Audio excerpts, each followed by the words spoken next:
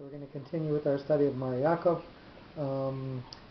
We begin each week's session to try to look at the pasuk in the Sedra that we just read in the previous week, and the obvious thing to do from Parshat Matzat Maseh is the question of Yerach ben Yomo and Karnei Parah. There is a combination of two notes that appears only once in Torah, and in Nevi'im it appears 3 other times. These two notes together, but this is the only occurrence in the 5 books of Moses. So we're familiar with et nachta. We're familiar with the note that we have in the middle of a sentence, and we decided because of its shape that this is something that is going to have a stable base and perhaps something looking up from it.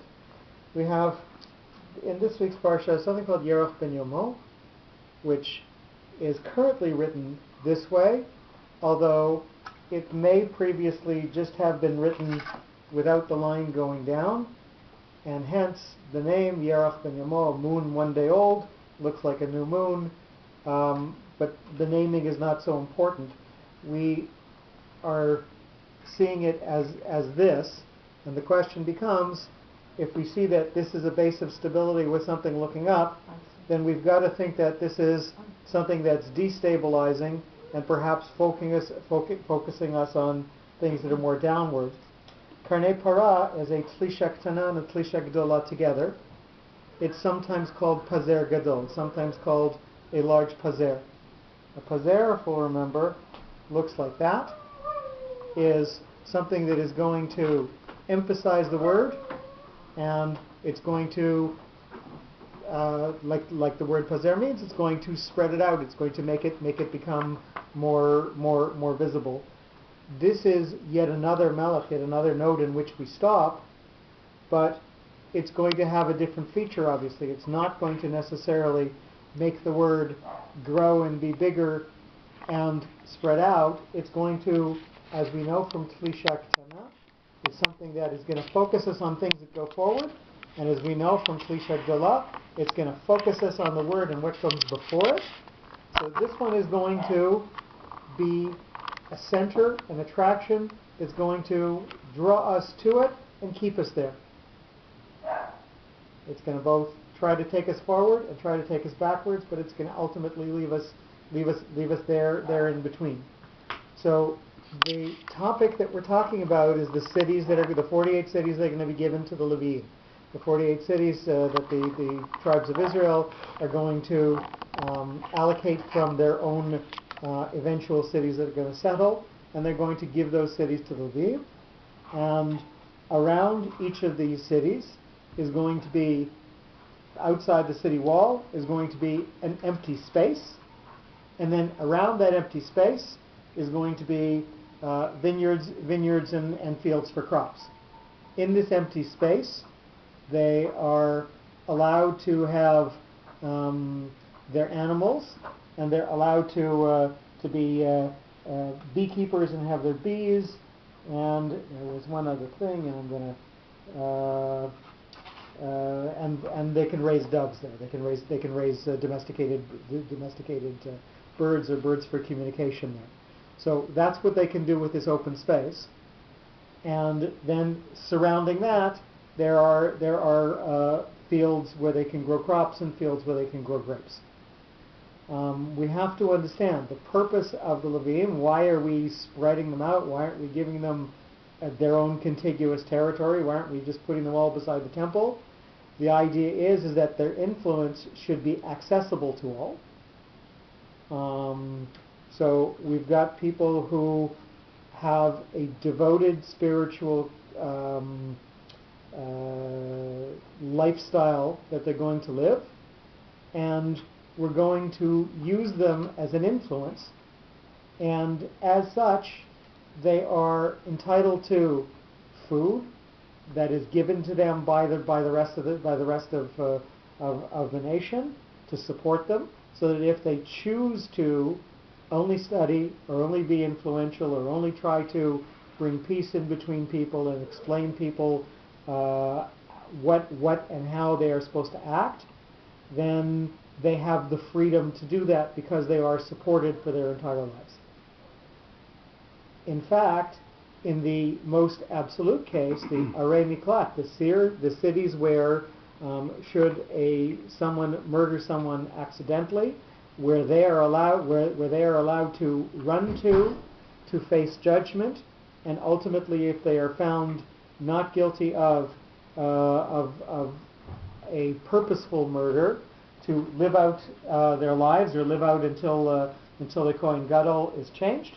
So that's the role of Ir Miklat, and that falls upon the Leviim. Why? If you have somebody whose life has come to a point where he has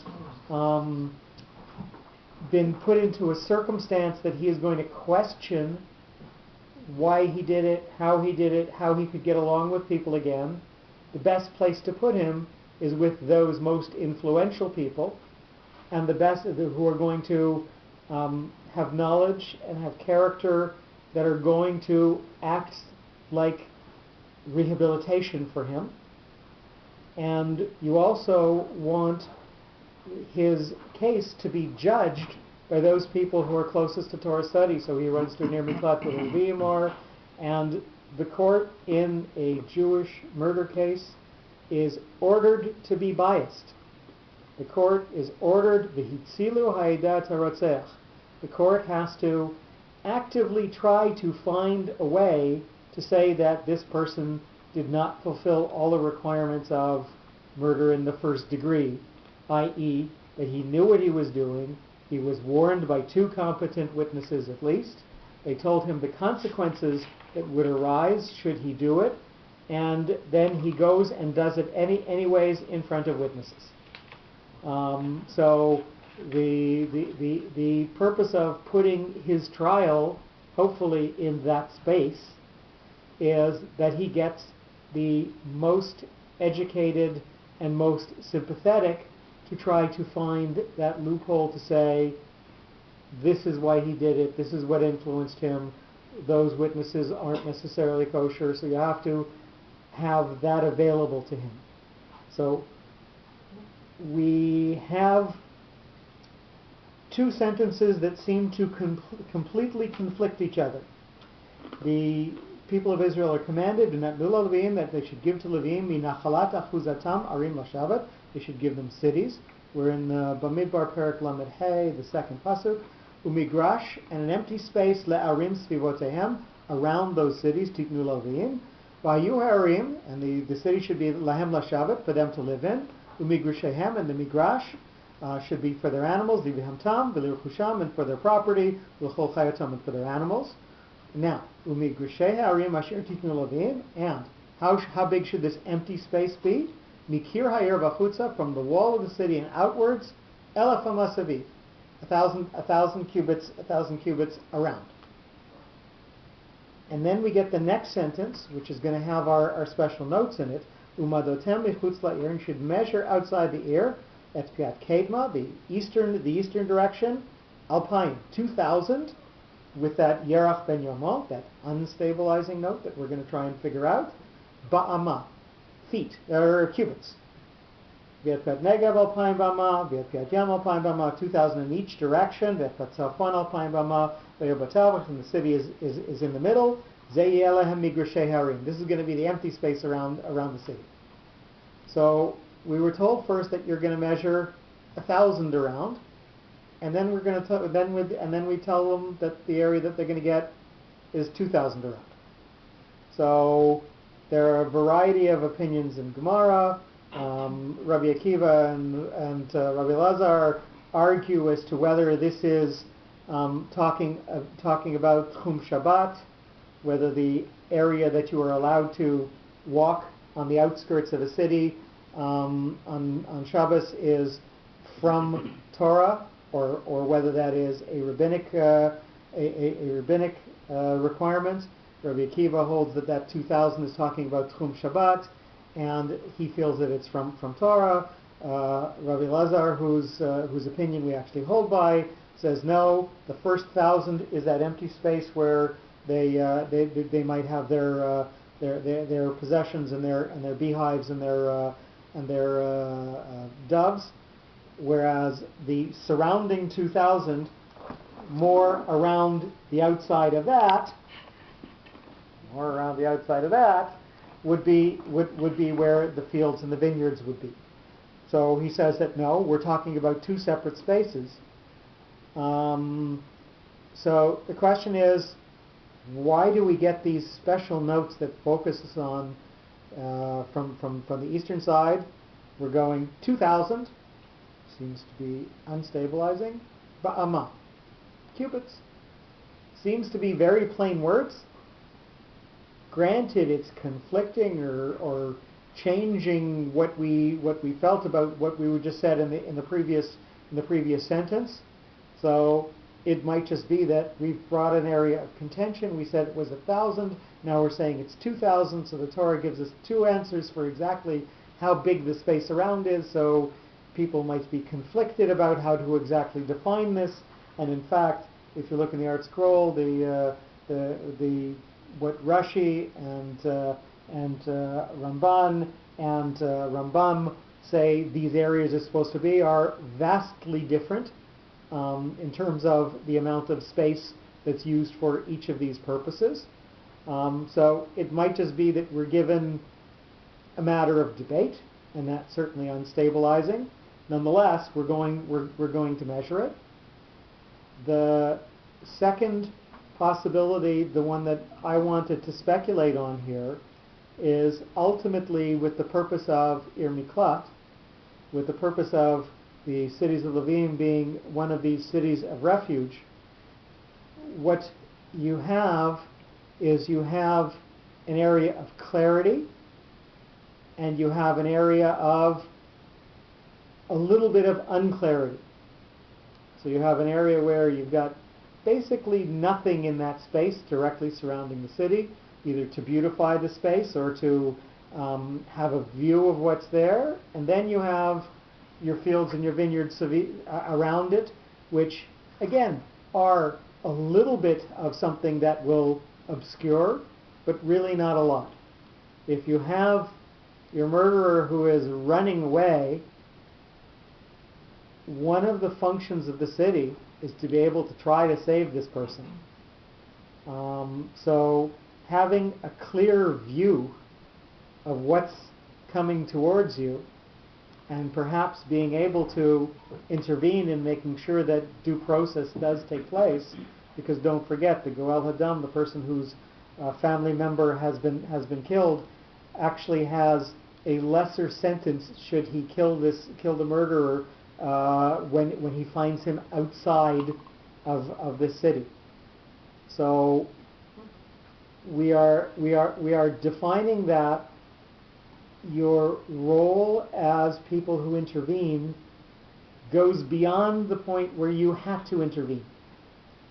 You have to build your city and build your life so that you've got a vision of what's out there, and that despite the fact that there is going to be some instability surrounding you, you are going to be the focus. Everything is going to point towards you.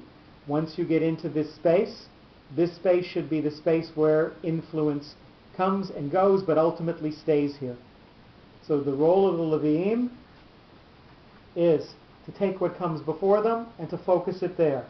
To take what comes after them and focus it back to them.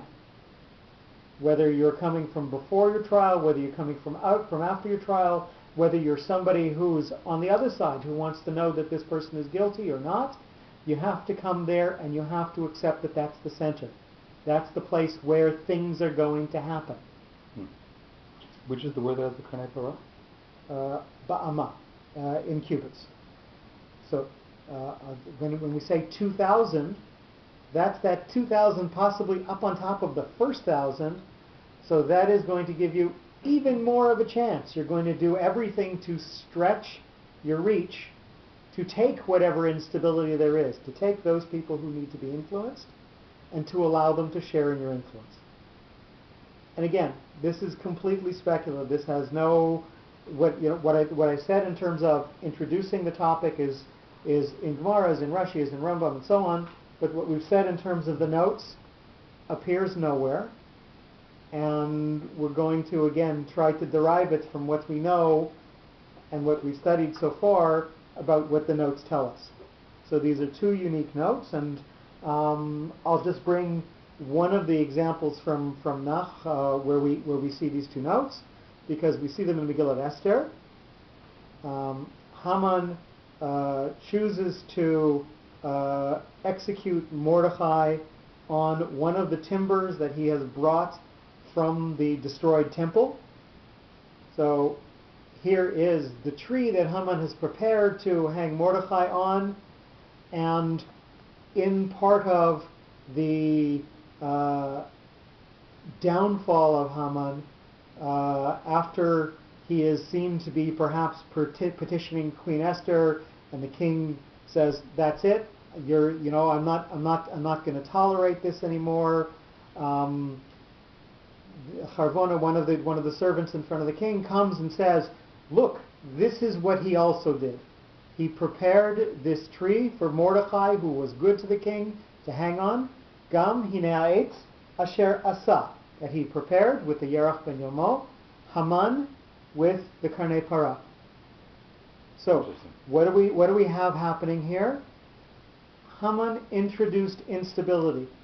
He took the downfall of the Jewish temple, and he was going to use that fact against the Jews. He had, in the Midrash that talks about Purim, he tells us that the vessels and many of the things that were displayed at Achashverosh's party at the beginning of Megillat Esther were in fact from the first temple. So he is trying to use the temple to destabilize. And here again, he has this this piece of timber from the temple in which he is further trying to destabilize. And from this point on, Haman becomes both a character to focus on what he tried to do and what eventually happened to him. So you have to learn from him both the lesson of what he did looking backwards and what he did looking forwards. And ultimately, you see what happened to him, the person. So why do we have Karnei Parah? It's telling us. You look back at what he tried to do, you see his fate, and ultimately the story has to be told about him. It's a Pazer Gadol. It tells us about forward, it tells us about backwards, and focuses on him. So, Yerach ben Yomo and Karnei Almost like Parah. a foreshadowing and a hindsight. It's the climax of the novel. It tells you this is the point at which the story was all built to run around, and you learn the lesson by seeing this ultimate. You learn the lesson of the story by seeing what happened here, and everything before and everything after folds into this. So, and Adraba also, and he is Haman Ha'agagi. He is the symbol of Amalek. So it's not just within the story that we look before and after, but it is the history of Amalek. That Amalek, up until this time, has been trying to destroy the Jews. They will continue to be active in our lives as a nemesis for the rest of time, but we have to focus on the fact that Amalek will fall, even in his later apparitions, just as in his early apparitions.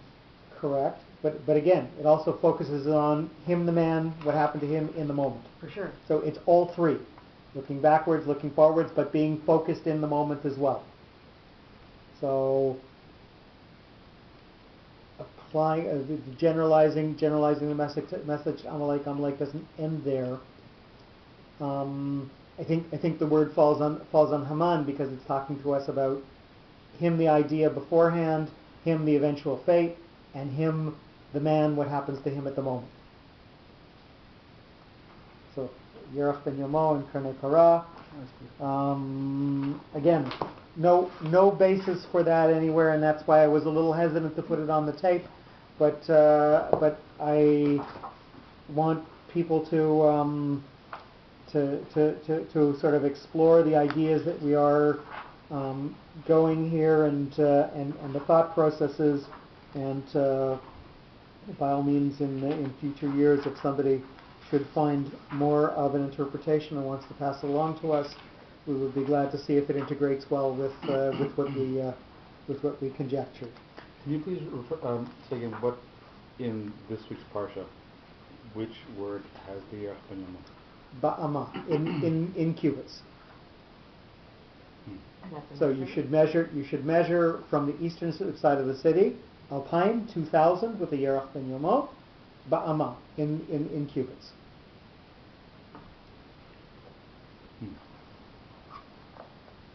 And the other conjecture or thought that I had, which again I have no reason to support, is you talk about the eastern side first, and the eastern side is always the more revered side, the more holy side, and the question is, given that this was an empty space for beautification, were perhaps the other three sides reserved for the other tasks, for your animals and for your doves and for your bees, and was the eastern side really kept pristine in his garden? And I have no evidence to support that. So again, I don't want to bring it forward, but that's perhaps why the notes fall on east. Well, I mean, I'm thinking it part, and again, strictly conjecture at this point, but sunrise is the east. It's all about finding the truth and enlightening one's fate and future. Right, so we open up with the sunlight, and if you think about the person running from the eastern side of the city, because that's the clearer side, right? I can see the Yeremi thought I'm going to run to it, perhaps. And I was also thinking about, sorry, in terms of Yarach ben Yamo, if it's not something of a lesson or a guidance to the Levim. In other words, as you pointed out earlier, if they dedicate themselves to their holy work, the community will support them. If not, then they will have to work and support themselves, which is more of a downward focused. You have the opportunity to do holy work on behalf of your Creator, and you'll be taken care of. But if not, if you decide to focus on the mundane parts of the world of working and gathering possessions and doing the day-to-day, you'll collect all that holiness and bring it down to the earth, which could have two implications to it, not all of them positive. Just a thought. Is the Ir Miklatz situated in the ear of the Levim, in Yes. that center? So there were 3 Arei Miklat on the east of the Jordan and 3 on the west. These were chosen from amongst the cities that were given to the Levim. So it's not that each of the Levite cities were in Ar Miklat.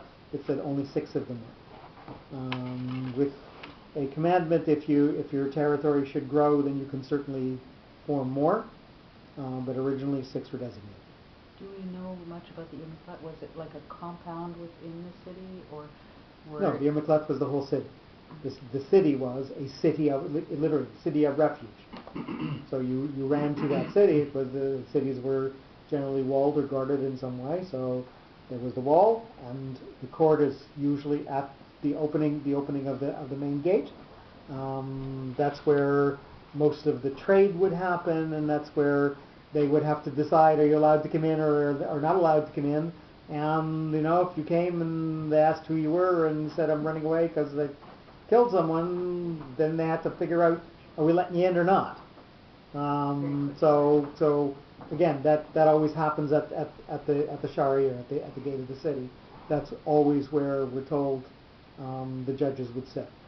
So after a trial, would they still stay there? Like you're saying, So- not many people were found first guilty of first So the concept of Ir Miklat is the Kohen Gadol, the high priest, is the one who sets the moral tone for the nation. So if somebody should come to the point where they murder someone by accident, the question is ultimately, how did that happen?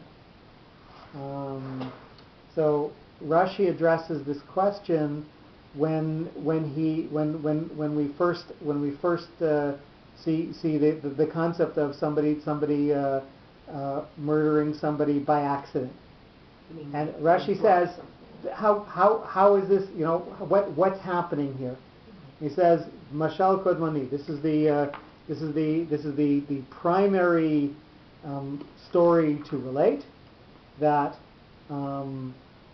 somebody who had done something wrong will have something bad happen to him, and he will have to ultimately reconcile that lesson with his life. And it's a hard concept to take because it seems like blaming the victim, but it also has to be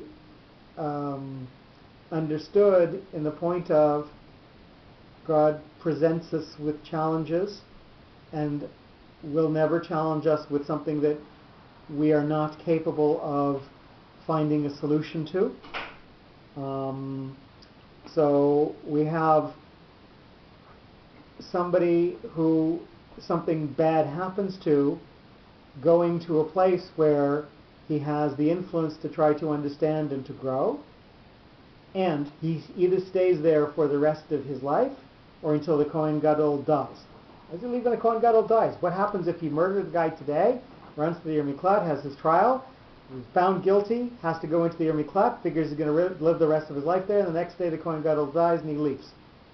See, That's it. He stays there for one day. What happened? How was he allowed to go? And the answer is the Kohen Gadol sets the moral tone for the country. And if the country is going to be under a new moral tone, this might never have happened to him. He is going to influence people who are going to influence people who are going to influence people, and ultimately the circumstance might never have arisen in the first place. So everybody gets a new chance, a new start there. So, general amnesty.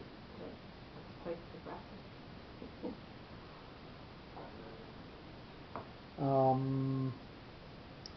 Okay, are we satisfied with that answer, or do we need more detail? Okay, that's okay.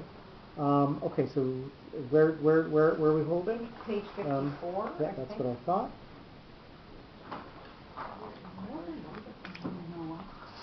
Oh. Genesis I think we're 8:10. So just as an aside note, I tried from every source I could ask to find out about the parable that he gave with the stork, and I can't find that anywhere. And I've asked a couple of people, and they have not heard of that parable. So I'm still going to search. I have one other person who I'm going to ask, but Google? yeah, no, it doesn't. It's not on Google either. I think your I didn't ask suggestion for Google. that sometimes these parables are brought up to explain natural phenomena that don't seem to have a ready explanation, that makes a lot of sense. Mm-hmm. Well, I don't know where What the source is. where he got that one from. Mm-hmm. So in any case, we are on page 54, the section on Noach. So we have a new person joining us, so we'll try to go over the sort of structure of the book. It is a linear translation, word to word. The concept is that each word group that has its own note, has its own number, and is given its own single line, and then on that page of the subsequent page, we turn that single word group into a paragraph or explanation, which adds the interpretation together with the features of the reading note that's underneath it. Each of the reading notes has a particular shape and a particular style, and the shape of the reading note tells us the features that we're going to expect out of that word group, whether it's connected to things that are before it or after it, whether it's going to lead into other things, or whether it's going to be the focus in and of itself, and a place that has a pause or a stop when you read. So we're on page 54 at the bottom to the right where it says G810, Breshit Perek Chet Pasuk Yud, Vayachel, and he attempted. Attempted is an interesting translation of Vayachel. It really means and he waited, but we know that verbs that have a yud at the beginning of them can have a number of other letters that would have fallen away, and they can be replaced. And this is a possible interpretation, but it's not the commonest interpretation.